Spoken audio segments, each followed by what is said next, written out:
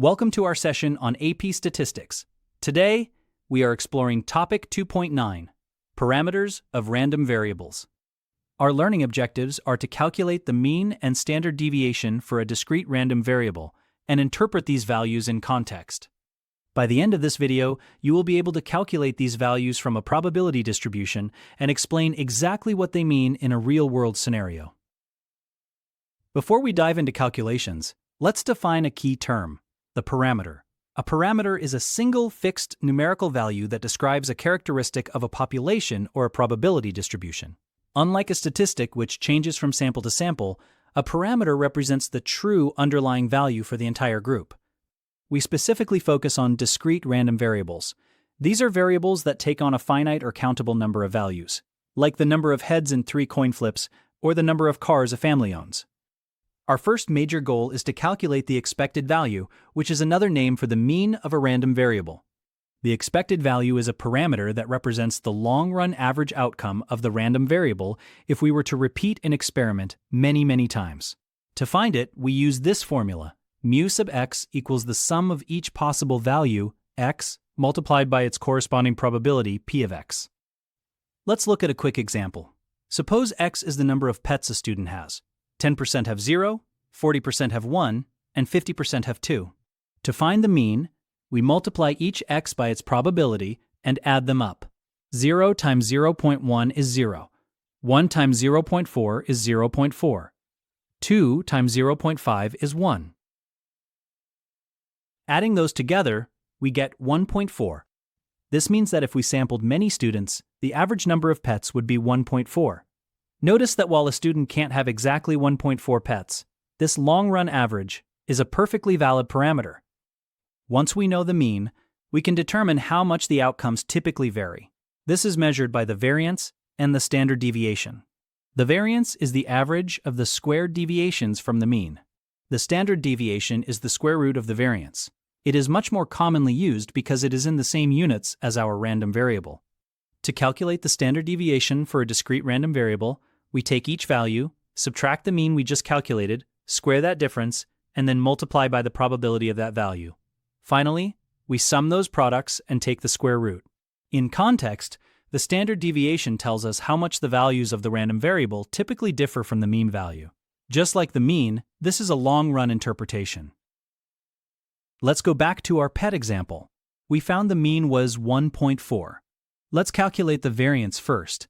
For x equals 0, 0 minus 1.4 is negative 1.4. Squared, that's 1.96. Multiplied by the probability 0.1, we get 0.196.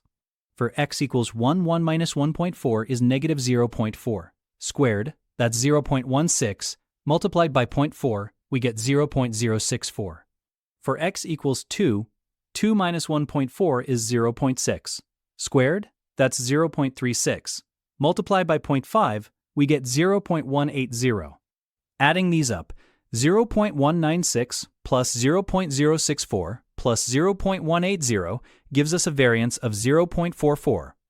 To get the standard deviation, we take the square root of 0.44, which is approximately 0.663. This means the number of pets a student has typically varies by about 0.66 pets from the mean of 1.4. Let's apply these concepts to a full example you might see on an exam. Imagine a local electronics store tracks the number of laptops sold per day. The table shows the probability distribution for the random variable x, which represents the number of laptops sold on a randomly selected day. Our goal is to calculate and interpret the mean and standard deviation. First, let's find the expected value. 0 times 0.3 is 0. 1 times 0.4 is 0.4. 2 times 0.2 is 0.4. And 3 times 0.1 is 0.3. Adding these up, we get a mean of 1.1 laptops. Over the long run, we expect this store to sell an average of 1.1 laptops per day. Now for the standard deviation. We need the squared deviations from 1.1. Summing these values, 0.363 plus 0.004 plus 0.162 plus 0.361. The variance is 0.89. To find the standard deviation, we take the square root. The standard deviation is approximately 0.943. The number of laptops sold per day typically deviates from the mean of 1.1 by about 0.943 laptops. When you write these on the AP exam, always include the units, in this case laptops, and the long run or typical phrasing. This ensures you are interpreting the parameters in the context of the specific population. To wrap up, let's review our learning objectives for today. You have learned that the mean, or expected value, is the long-run average calculated by summing the products of each value and its probability. We also covered the standard deviation, which represents the typical distance a value falls from the mean. Here are the key takeaways. Remember that parameters are fixed values and interpretations must include context. Use long-run average for the mean and typical deviation for standard deviation.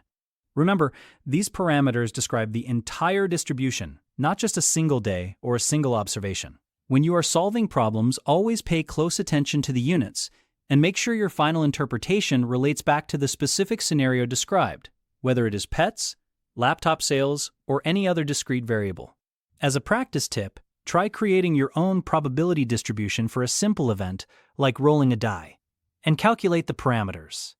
Great work today! You are now equipped to handle the parameters of discrete random variables with confidence.